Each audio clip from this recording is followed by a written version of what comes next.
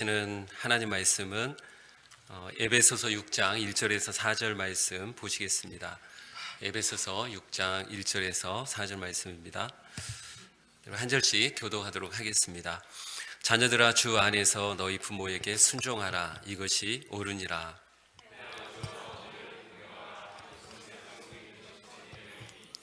이로써 내가 잘되고 땅에서 장수하리라. 또 아비들아, 너희 자녀를 노엽게 하지 말고 오직 주의 교훈과 훈계로 양육하라. 아멘. 오늘 말씀은 되게 짧은 말씀인데요. 이 짧은 말씀 속에 우리가 출생부터 무덤에 갈 때까지 우리가 부모와 관계를 어떻게 설정하고 살아야 될지 말씀하는 내용입니다. 가정은 정말 오늘날의 젊은이들에게 많이 인기가 없는 그러한 사회 제도 중에 하나입니다. 결혼을 하면 행복할까 행복하지 않을까, 많은 젊은이들이 결혼에 대해서 부정적이고 결혼하면 불행할 것 같다라고 생각해서 결혼을 포기하고 혼자 사는 길을 선택하는 젊은이들이 갈수록 많아지고 있습니다. 특히 남자들보다는 우리 여자 청년들이 결혼하지 않고 혼자 인생을 살아야 되겠다, 이러한 결심을 한 자매들이 많습니다. 아마 결혼하지 않고 삶을 살겠다라고 가는 아마 숫자가 갈수록 늘어날 거예요. 네. 왜냐하면 결혼하면 자기 인생을 빼앗긴다라고 생각하고, 또 자기 인생을 누릴 수 없다라고 생각하고, 또 부부간의 삶을 보니까 결혼한 부부들이 행복하지 않게 보이더라 라는 생각 때문에 결혼을 이렇게 포기하고 미루고 이런 사람들이 많습니다. 근데 가정은 우리가 아는 것처럼 굉장히 가정은 행복한 곳이에요. 밝고, 그리고 감동이 있고 기쁨이 있고 사랑이 있고 소망이 있고, 그러한 곳이 가정입니다. 가정은 정말 살아있어요. 가정은 제도도 아니고 기관도 아니고 관념도 아니에요. 가정은 정말 유기체입니다. 그래서 아침에 일어나서 부부가 서로의 얼굴을 보고, 또 부모와 자녀가 얼굴을 보고 대화를 하고, 이러한 것 자체가 살아있음이고, 그리고 서로를 경험하는 시간이고, 서로를 받아들이고 서로의 삶에 참여하는 시간이고, 그리고 서로를 축복하는 시간이고, 서로를 기대하는 시간이고, 서로를 소망하는 시간이고, 그러한 시간이기 때문에 이 가족 안에서는 우리가 계산할 수는 없지만 그 안에서 치유와 회복이 일어나고 인격적인 성장이 일어나고 삶의 가치관이 변하고, 이런 일들이 가정에서 부부가 또 자녀가 역동적으로 살아갈 때 일어나는 현상입니다. 그래서 실제로는 데이터상으로 보면 결혼한 가정이 훨씬 행복하다. 비록 부부가 힘들고 어려운 점이 있고 또 자녀들과의 갈등이 있어도 결국은 가정이 우리에게 가져다주는 그러한 유기체적인 열매들과 역동성 때문에 결국 가정을 지키고 가정을 꾸린 사람들이 데이터적으로 행복하다라는 것을 조사를 해보면 그렇게 데이터가 나옵니다. 팀 켈러의 결혼을 말하다 보면 대부분 이런 내용이 앞 내용을 차지하고 있어요. 사람들이 결혼이 힘드니까 동거를 선택한다는 거예요. 그래서 내 필요를 채우고 너 필요를 채우고, 이렇게 계약식으로 삶을 살아가는 것이죠. 여러분 아시겠지만 삶은요 언약이에요. 언약이라는 건 뭐냐면 내가 너에게 은혜를 베풀고 내가 너를 끝까지 책임지겠다, 그리고 그 약속에 내 인생을 헌신하겠다, 이게 언약입니다. 하나님께서는 우리에게 언약을 하신 분이거든요. 내가 너를 사랑하고 너 인생에 내가 헌신하겠다, 끝까지 너를 지키겠다, 내 약속을 지키겠다, 이게 언약이고요.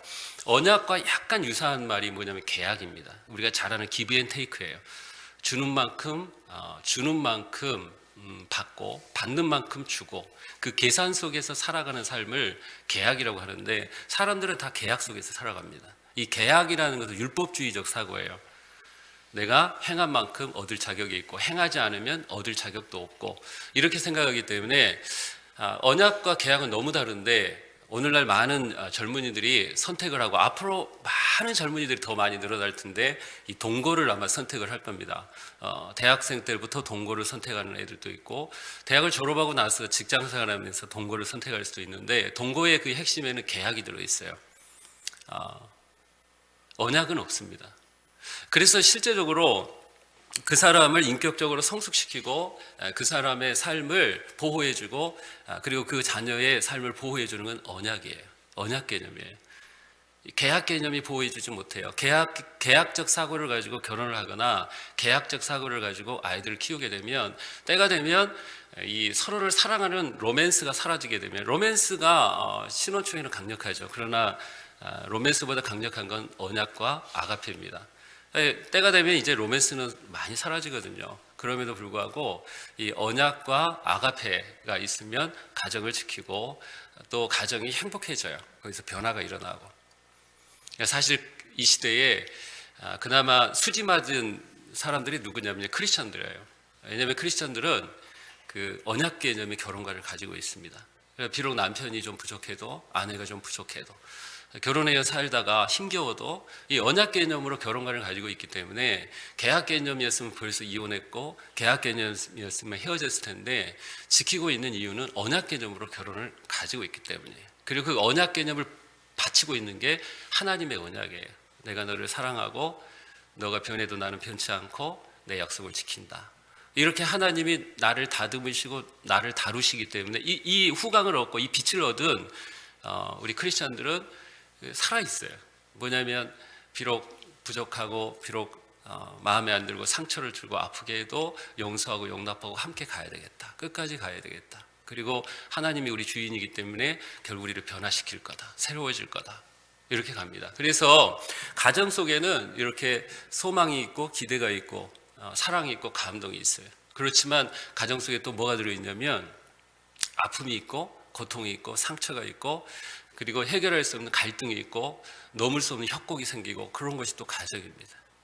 그것은 왜 그러냐면 가정을 이루는 순간 우리는 너무나 서로 사랑하고 너무나 소중하게 여기는 그런 서로를 여기지만 또한 우리 속에 나의 중심성을 추구하는 죄성이 있기 때문에 인간은 철저히 자기 중심성을 가지고 살아가기 때문에 그 자기 중심성을 위해서 관계를 파괴하고 그 이기심 때문에 아프게 하고 상처를 주고 힘겹습니다. 그래서 가정은 이렇게 빛과 어둠이 있어요. 감동이 있고 사랑이 있지만 아픔이 있는 곳이에요. 그럼에도 가정은 용서와 용납과 인내를 통해서 함께 성장하고 성숙한 곳이에요. 가정이 어떻게 보면 이 시대에 하나님 나라를 보여줄 수 있는 최후의 보루예요. 교회가 하나님 나라를 보여줄 수 있는 최후의 보루지만 가정 또한 하나님 나라를 보여주는 최후의 보루입니다. 정말 살만한, 여전히 우리는 살만하다. 여전히 우리는 행복할 수 있다. 여전히 우리는 부족하고 죄성을 가지고 있지만 하나님께서 보여주시는 아름다운 그런 행복이 있는 그런 공동체나 관계를 여전히 만들 수 있다라는 소망을 보여줄 수 있는 것이 가정입니다. 가정이 어떻게 생겨납니까? 가정이 남자와 여자 둘이 만나서 가정이 생겨납니다. 제가 아내를 어떻게 만났냐면요. 대학교 1학년 때 제가 도서관에서 아르바이트를 했는데 옛날에는 근로 아르바이트라고 책을 대출해 주면서 1시간당 얼마씩 받는 그런 아르바이트가 있었어요, 학교에. 지금도 아마 대학교에 많은 근로 아르바이트가 있습니다. 거기서 제 옆에서 책 대출해 준 항상 2명이서 대출했는데 처음 제가 그 얼굴을 봤거든요. 이름 정도 그냥 알고 그냥 있었는데 어느 날 제가 밥을 먹고 도서관에서 이제 계단에서 서 있었는데 남자애들이 밥 먹고 나면 공차잖아요. 혹은 족구하든지 아니면 남자들이 또 공이 없으면 우유라든가 종이컵 이렇게 동글동글 말아가지고 이렇게 제기 차듯이 공을 넘기면서 하거든요. 팩차기 하거든요. 근데 남자들 막 5명, 6명 사이에 어떤 여자 학생이 끼어 있는데 너무나 공차기를 잘하는 거예요. 앞쪽으로도 하고 뒤쪽으로도 하고 남자애들하고 너무 잘하는데 그날 봄빛이 아주 찬란했습니다. 진달래가 정말 예쁘게 피어 있었고요, 교정에. 봄 햇살이 맑은 가운데서 굉장히 찬란하잖아요. 근데 그 햇살 속에 그 자매가 웃으면서 남자애들과 그 공차기를 하고 있는데 그 햇살보다 더 찬란하더라고요, 제 눈에는. 그래서 제 아내와 친한 친구하고 제가 먼저 친해지고 그 친구를 통해서 아내하고 친해졌습니다. 그렇게 해서 이제 아내하고 사귀게 됐었는데요. 이렇게 해서 결혼까지 왔습니다. 그러니까 한 가정이 탄생하는 것은 남자와 여자가 만나서 결혼을 하게 되면 새로운 가정이 탄생을 해요. 그리고 새로운 가정이 탄생하면 기가 막힌 축복의 열매를 주시는데 자녀의 축복을 주십니다.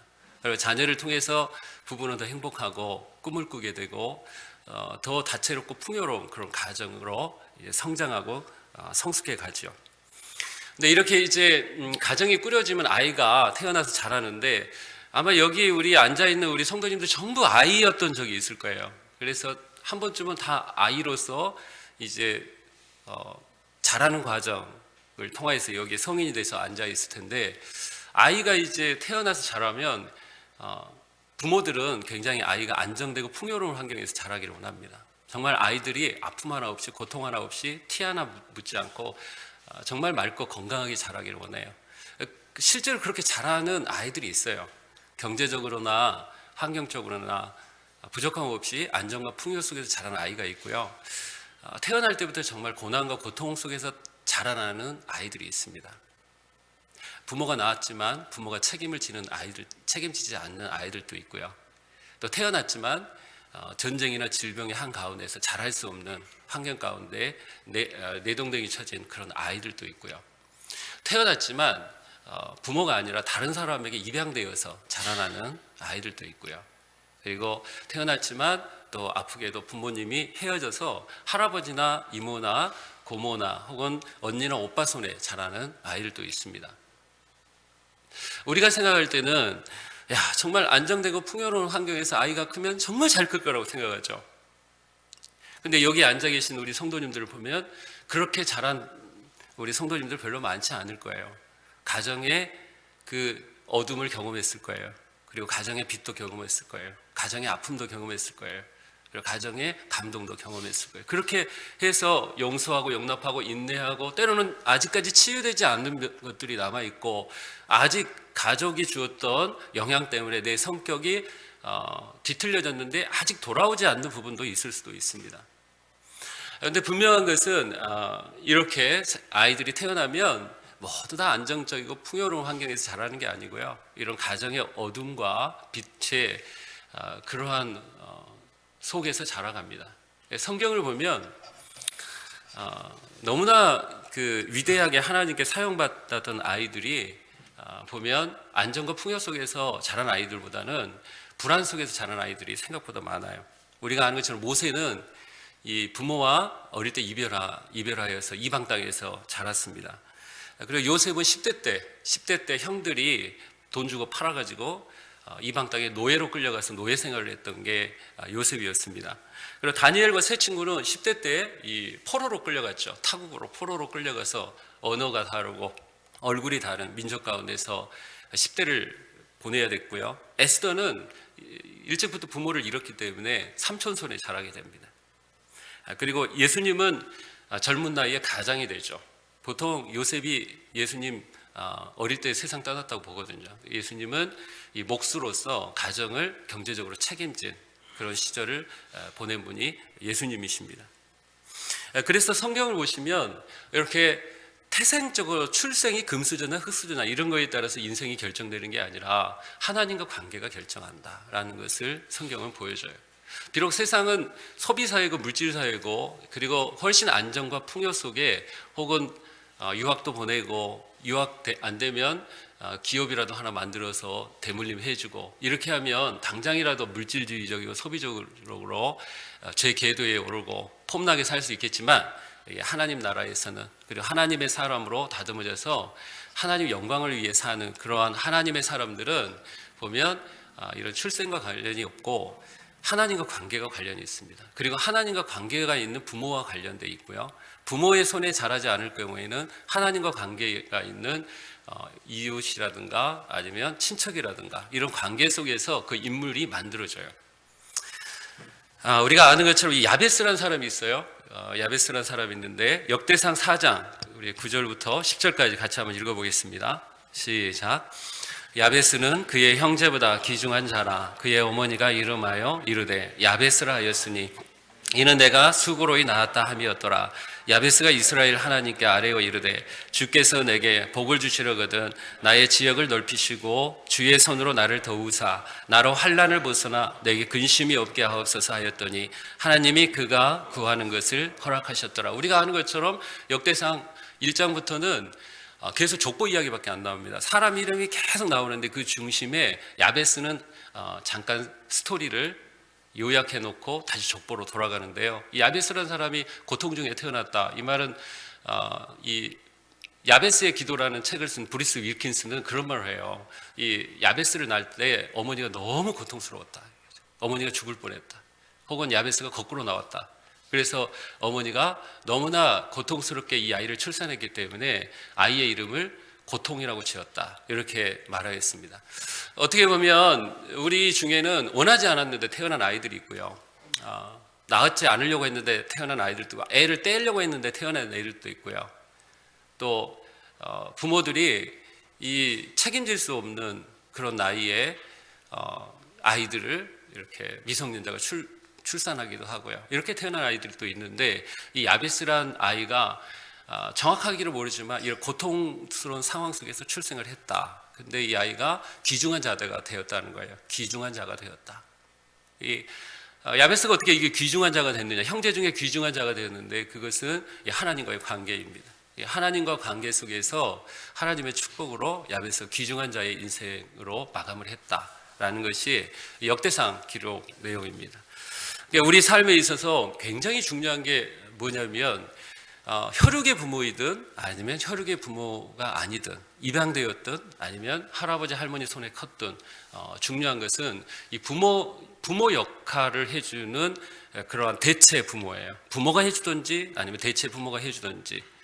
그래서 그 부모와의 관계 속에서 한 아이가 정말 멋진 성인으로 자라게 되는데 이 부모와의 관계 속에 들어갔을 때 한 아이가 정말 그리스도인답고 정말 제자답고 정말 예수님을 사랑하고 하나님을 사랑하면서 예수님처럼 사회에 기여하고 사람에게 기여하는 그런 인생을 사는 아이로 자라려면 어떻게 해야 되느냐. 오늘 말씀에서 두 가지를 말하는데 첫 번째는 순종을 말합니다. 순종.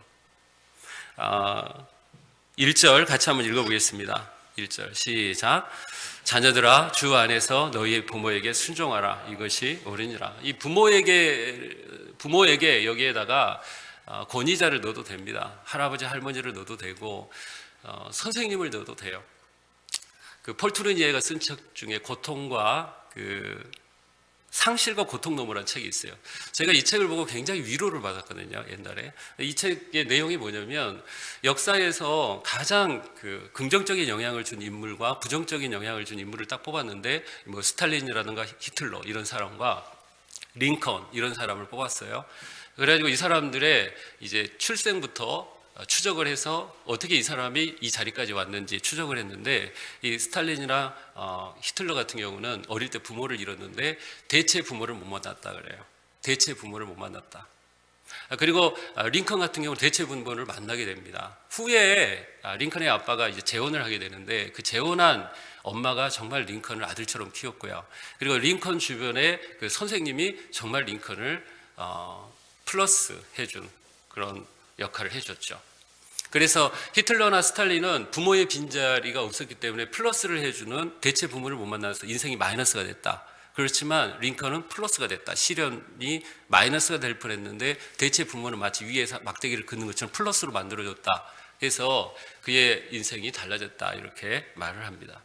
우리 인생에서 중요한 것은 부모 혈육의 부모면 진짜 좋지만 또 혈육의 부모가 아닐 경우에도 부모 역할을 해주는 그러한 어른이 중요하다. 근데 그 어른과의 관계에서 이 아이가 그 어른이 이제 그때부터 잘 가르쳐야죠. 잘 가르치고 잘 인도하고 잘 모범을 보이고 어른이 잘 가야 되는데 그 어른이 그렇게 갈 때에 그 어른 앞에서 이 아이가 어떻게 해야 되냐? 순종해야 된다 이거고요. 이때의 순종은 강압적 순종을 말하지 않습니다. 제가 우리 자녀들 교육할 때 실패한 것 중에 하나가, 실패는 아니에요. 지금은 제가 실패했다고 생각하지 않아요. 작년에는 제가 실패했다고 생각했어요. 작년에 제가 설교할 때 굉장히 막 자폭 설교를 많이 했습니다. 왜냐하면 내가 자녀 교육에 실패했구나. 정말 심혈을 나름대로 기울여서 나름대로 했는데 실패했다 이렇게 생각한 것 중에 이유가 강압적 순종을 나도 모르게 요구했던 것이죠. 군대식 순종, 훈련식 순종. 이번에 그 제자훈련 그 빛과 진리 교회입니다. 거기에서 제자훈련 인분을 먹여가지고 굉장히 사회에서 이렇게 무리가 된 기사가 나온 적이 있어요. 그게 어떻게 보면 이데올로기거든요. 훈련 자체가 사람을 바꾸니까 훈련을 너희가 해내야 너는 특별하고 너가 변화됐다. 이렇게 행동을 수정하는 방식으로 사람이 바뀌었다. 행동 수정이 여러분 얼마나 그게 변화되지 않는 것인지 알죠. 행동을 수정하는 이유 중에 하나, 무서워서 수정합니다. 아빠가 무서우니까 일단 순종하는 거예요. 행동 수정이죠. 그리고 또 어떤 행동 수정을 합니까? 두려움 때문에, 혹은 자기 이익에 손실이 올까 봐. 애들은 다 계산하거든요. 이렇게 행동해야 되겠다 해야 이익이 유지되기 때문에 일단 행동을 수정해요. 그래서 순종을 하는 것이죠. 순종이 아닙니다. 그래서 아이들이 부모에게 가져야 될 태도가 순종인데, 순종 이전에 부모가 뭘 해야 되냐면 순종하도록 설득을 해야 되고, 순종하도록 신뢰를 얻어야 돼요. 그리고 순종하도록 합리적이고 타당한 말과 대화와 그리고 모범을 보여야 됩니다. 그때 아이들은 부모의 가르침에 대해서 순종하고요. 순종했을 때 그 순종을 어기면, 약속을 어기면 그때 징계도 할 수가 있습니다. 그래서 어떻게 보면 사랑과 진리가 함께 가는, 긍휼과 권위가 함께 가는, 이렇게 갈 때 이 아이가 이제 온전한 인격으로 자라는 거예요. 사랑이 너무 많으면 버릇없는 아이가 되고요. 이쪽에 어미로움이 너무 많으면 차가운 아이가 돼요. 두려운 아이가 됩니다. 그래서 사랑과 어미로움이 참 그 균형을 가야 되는데 그게 부모들이 잘 안 돼요. 부모들이 뭐 화가 나서 혼내고, 분노해서 혼내고, 자기 두려움 때문에 혼내고, 자기 소심함 때문에 혼내고, 자기의 짧은 시각 때문에 혼내고 막 이러기 때문에 사실은 부모의 성장과 성숙이 아이들에게 상당히 영향을 주는 건 분명하죠. 하지만 이 부모를 둔 아이 입장에서는 순종하면서 자라야 된다. 어릴 때부터 이제 순종하면서 자라잖아요. 순종하면서 자라는데 아이들이 아까 말씀드린 것처럼 행동은 수정하는데 존중하는 마음은 없을 수 있어요. 부모에 대해서. 부모를 존중하기 때문에 순종하는 게 아니라 무서워서 순종하고, 부모를 사랑하기 때문에 순종하는 것이 아니라 자기 이익을 위해서 순종할 수가 있습니다. 내가 고등학교만 졸업하면 빠빠이 한다. 내가 중학교만 졸업하면 빠빠이 한다. 벌써 그 속에 그렇게 생각하고 순종할 수도 있어요. 지금은 내가 힘이 약해서 당신들 슬하에 있기 때문에 표현은 이렇게 안 하죠, 애들이. 그러나 다 그렇게 생각해요. 그래서 힘이 약하기 때문에 있는 것이지, 힘이 약하기 때문에 순종하는 것처럼 보이는 것이지, 때가 되면 올라옵니다. 폭발합니다. 사춘기 때 올라오고, 사춘기 때 폭발하고, 아니면 사춘기 넘어간 후에도 전 인생에 영향을 줘요. 그 뒤틀리고 폭발한 그것이 영향을 주게 되고 있어요.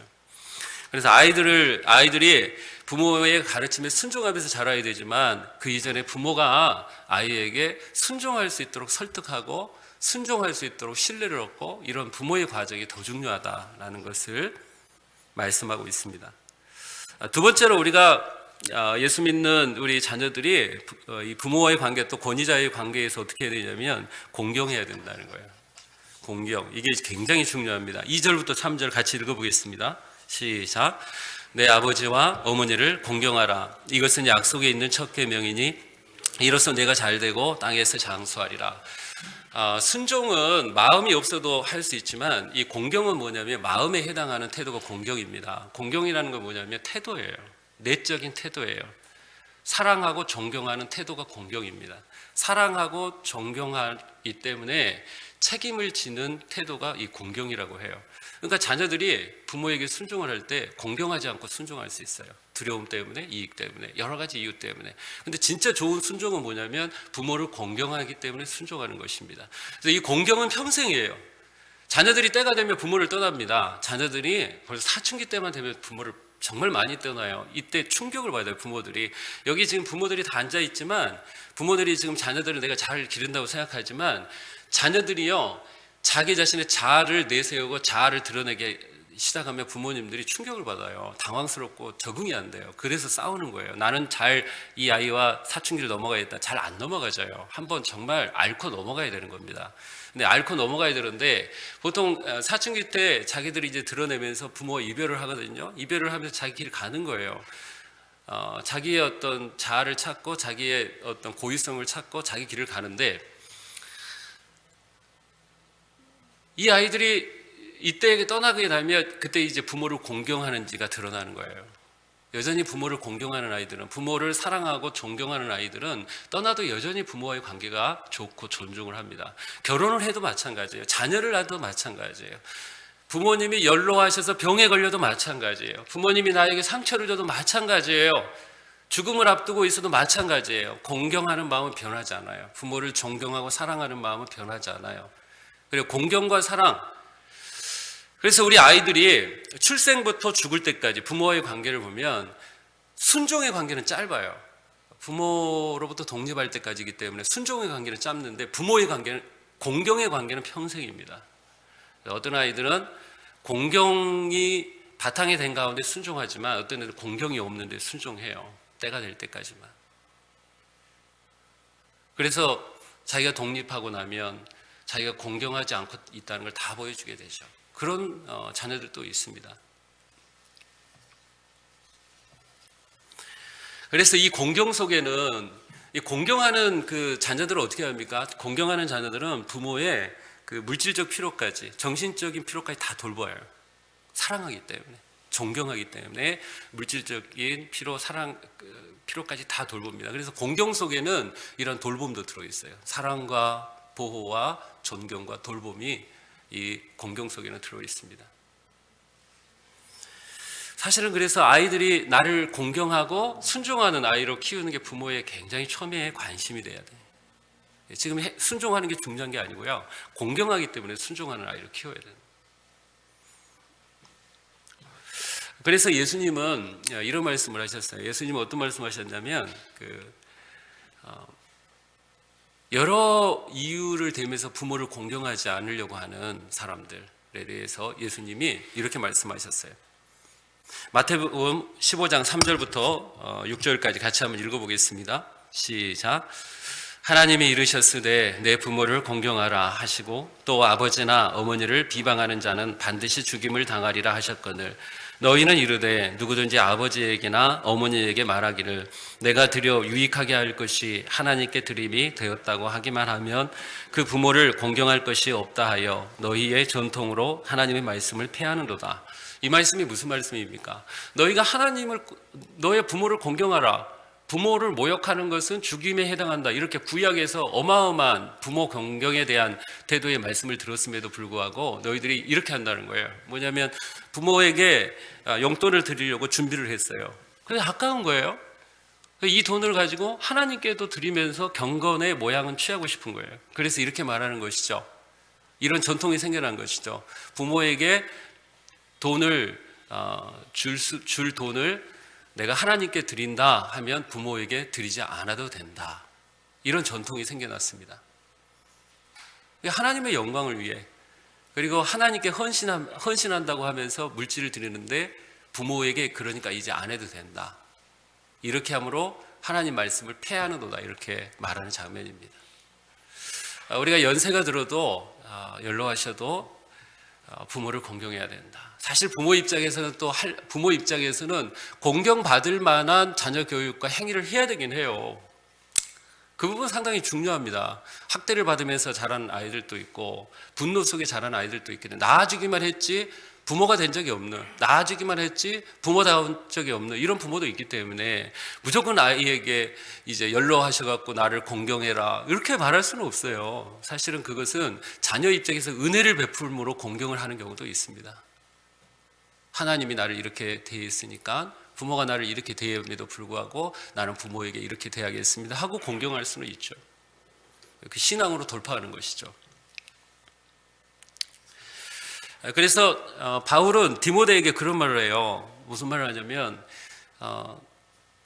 가족의 연장자가 있으면 가족 안에서 부모를 돌보도록 하라. 사회복지에 맡기지 마라. 이렇게 말합니다. 디모데전서 5장 4절 같이 읽어보겠습니다. 시작.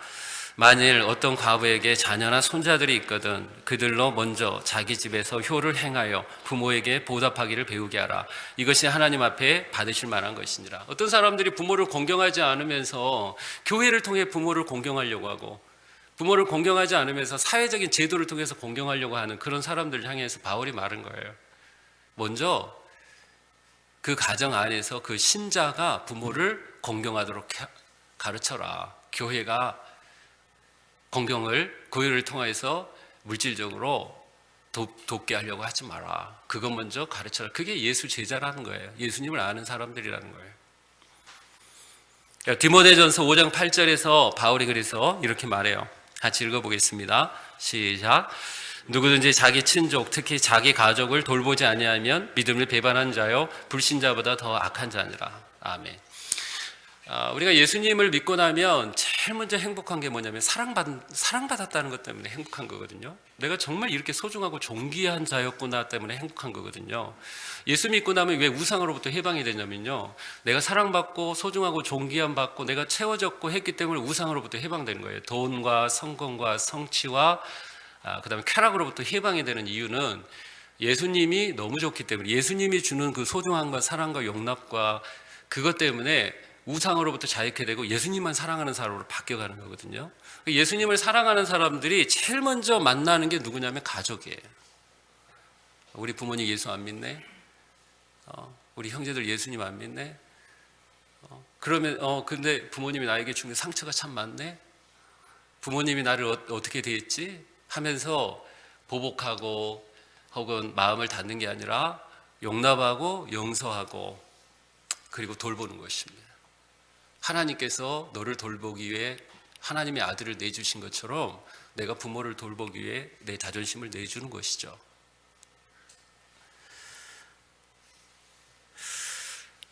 그래서 자녀들이 출생에서부터 무덤에 들어갈 때까지 자녀들이 가져야 되는 건 두 가지예요. 순종과 공경이다. 부모가 살아있으면 공경입니다. 그리고 내 자녀를 또한, 내 자녀는 내가 부모를 공경하는 걸 보고 공경을 배워요.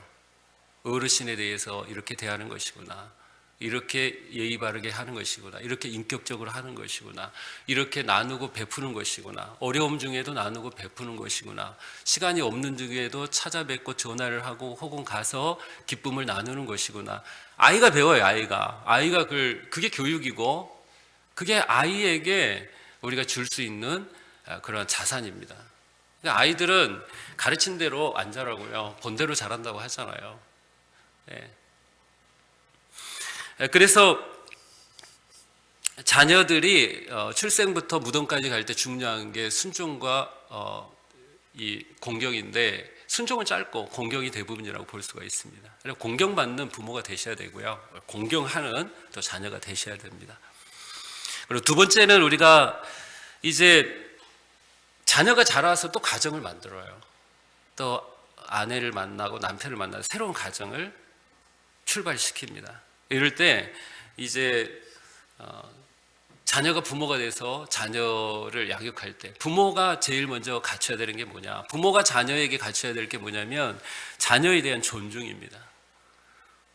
4절을 같이 한번 읽어보겠습니다. 시작.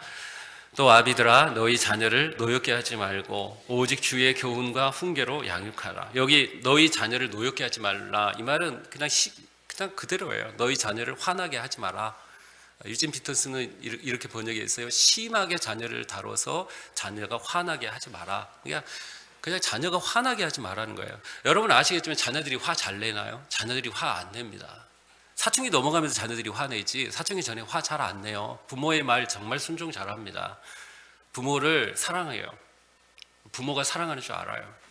그러다가 이제 부모가 얼마나 개팍스럽고 얼마나 성격이 안 좋고 얼마나 또 막 꼰대가, 저한테 이제 우리 애들이 꼰대라고 하거든요. 아빠는 직업상 꼰대일 수밖에 없어. 그러면서 막 저한테 꼰대라고 하는데,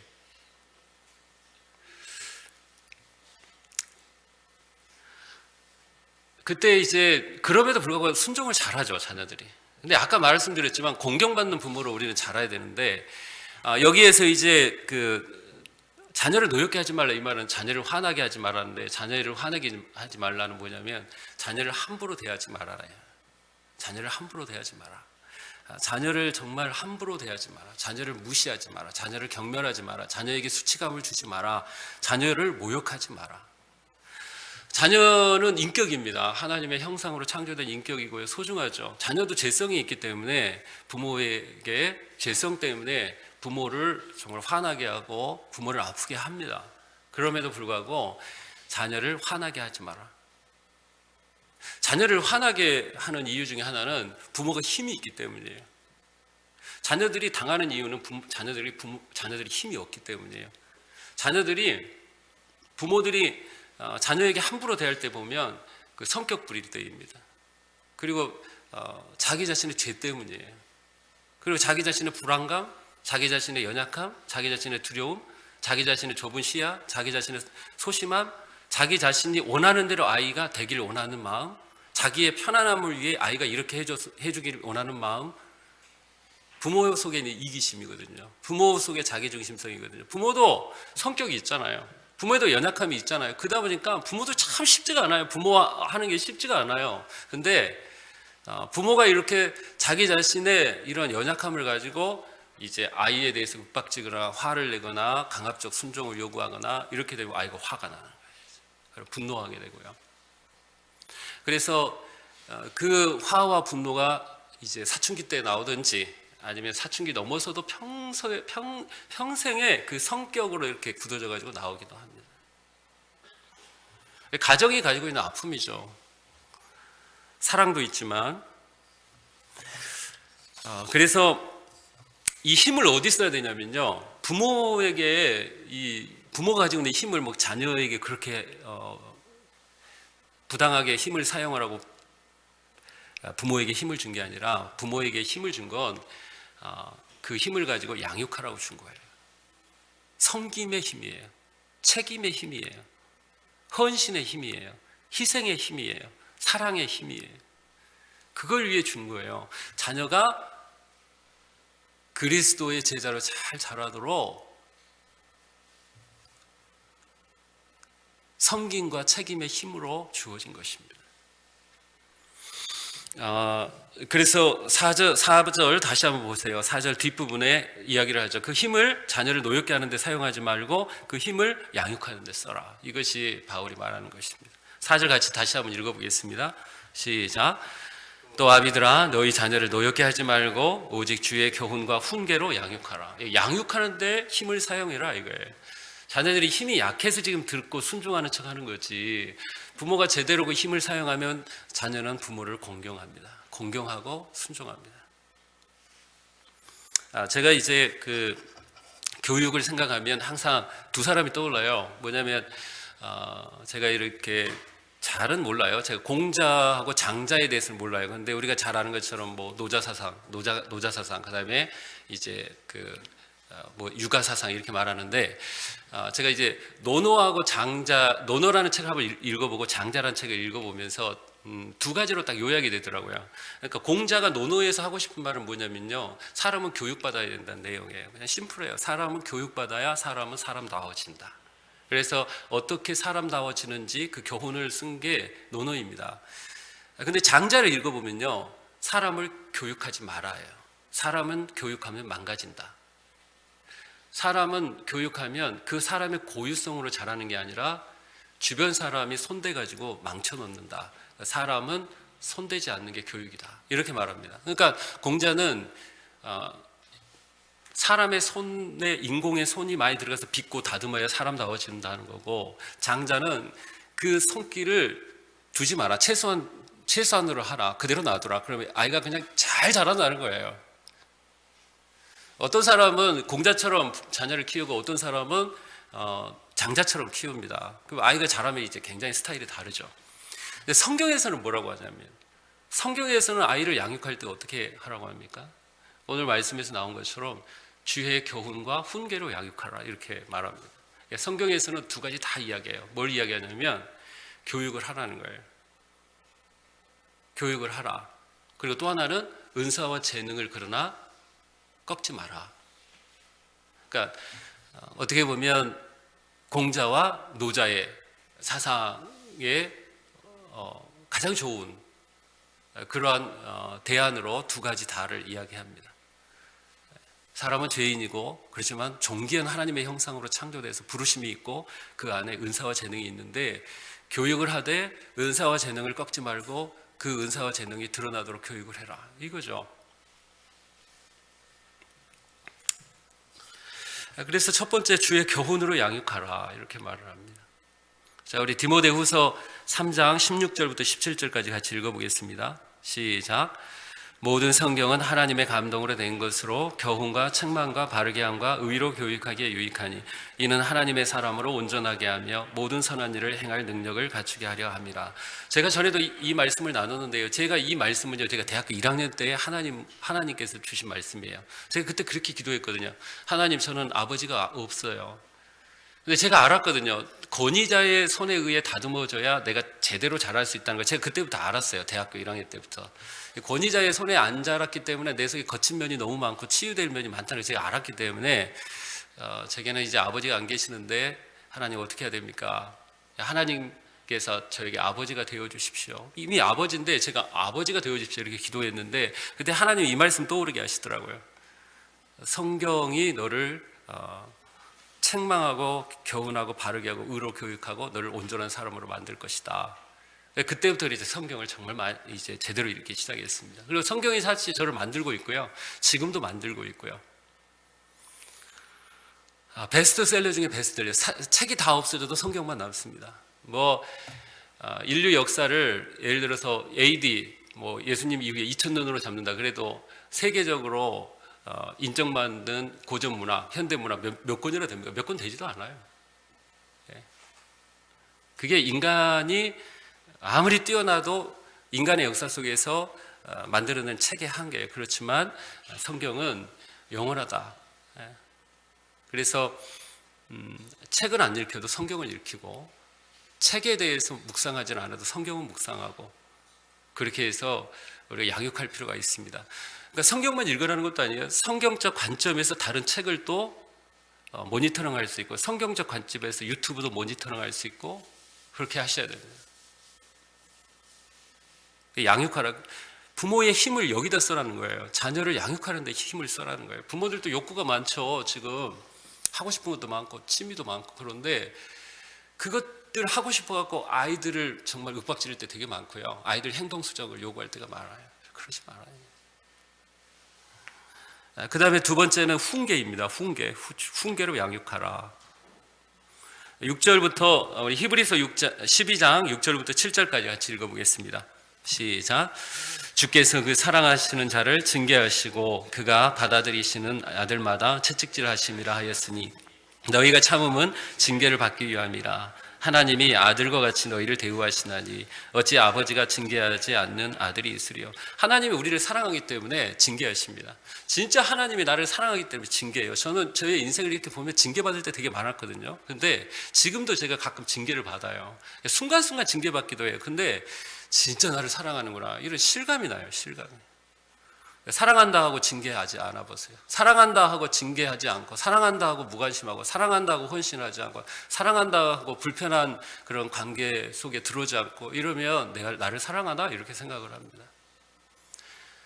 사랑만 해주고 징계를 안 하게 되면 방종하는 아이로 자란다 그랬죠. 자유롭지만 온갖 죄를 지을 가능성이 높아요. 왜냐하면 허용을 지나치게 많이 받았기 때문에 절제력과 어미로움과 근심과 성실이 없는 아이로 자랄 가능성이 높고요. 징계가 너무 많으면 아까 말한 것처럼 분노와 그리고 열등감과 두려움과 이런 아이로 많이 자랄 가능성이 있습니다. 그렇지만 사랑하면 그 아이를 주의 말씀으로 이렇게 자기가 가지고 있는 힘을 가지고 어떻게 도울까 양육을 하면서 징계를 한다. 우리 부모가 해야 될 건 뭐냐면 힘을 함부로 쓰지 않는 거예요. 나에게 준 힘은요, 내 재성 가지고 자기 중심적으로 살고 자기 성격 부리고 자기 편안하기 위해서 아이들에게 교육하라고 준 게 아니고요, 아이들을 양육하기 위해서 부모에게 힘을 준 겁니다. 그 힘을 섬김의 힘이고 사랑의 힘이고 희생의 힘이다.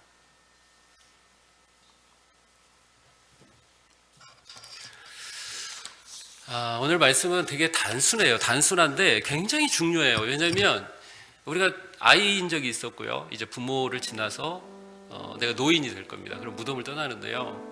이 가족에서 일어난 이 풍요와 하나님 나라는 굉장히 중요합니다. 왜냐하면 내가 태어나서 부모의 사랑을 받고 내가 또 자라면서 부모의 교육을 통해 순종하고 그러면서 내가 다시 부모를 공경하고 그럼 내가 다시 내 자녀에게 공경을 받고 그러면서 인생을 마감하고 해서 가정은 이렇게 생명체처럼 요즘 봄에 정말 아름다운데요. 다양한 그 가족 구성원들이 유기체적으로 서로 관계 속에서 엮어져서 하나님 나라를 경험하는 천국의 그림자를 좀 경험하는 야 행복하다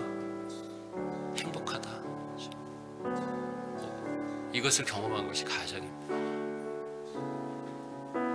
그래서 우리 젊은이들이 야 나도 결혼하고 싶다, 나도 가정을 이루고 싶다, 나도 아이를 낳고 싶다, 나는 부모를 모시고 싶다, 어른들 연장자들 공경하고 싶다.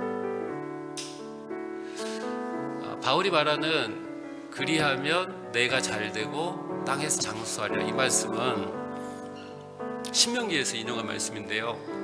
너희가 부모를 공경하면 너희가 들어가는 가나안 땅에서 너희가 잘되고 복받으리라, 이 말씀이거든요. 이 말씀 뭐냐면 너희 사회가 하나님의 통치 속에 번영하리라, 이 말씀이에요. 근데 바울이 이걸 인용해 왔어요. 그래서 너희가 부모를 공경하면 너가 잘되고 그래 장수하리라.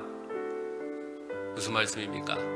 너희 가족이 번영하고 풍성한 그런 가정이 되고 사회가 그런 사회가 된다. 많은 사회복지 정책이 쏟아져 나오잖아요. 결혼하지 않는 사람을 향해 결혼, 그리고 또 상처받은 아이들을 위해, 또 청소년기 때 너무나 힘든 그런 시기를 지나는 위해. 근데 가정이 회복이 되고 가정이 하나님 나라의 풍성함을 드러내면 정말 사회적 비용이 완전히 줄어들고요. 그 사회가 엄청 건강하게 되고요. 그러면 문화가 건강하고 다음 세대들이 소망을 보죠. 지금은 다 개인주의화되고 소비주의와 물질주의화 돼서 이러한 종합적인 이야기, 이런 긴 이야기를 잘 몰라요. 사람들이 나만 잘 살면 되고, 20대 때는 20대의 욕구에 막 몰입되고 30, 40대는 40대 몰입되고, 또 노인이 되면 노인의 욕구에 몰입되고 해서 출생부터 죽음까지 인생의 가치관과 인생관 그런 것이 없는 시대를 살고 있거든요. 많은 사람들이. 근데 우리는 출생부터 죽음까지 가정을 어떻게 끌고 갈까? 그 가정관을 가지고 우리가 가정을 세워나가야 됩니다. 그렇게 세워나가시는 우리 성도님들 되시기를 주님의 이름으로 축복합니다. 우리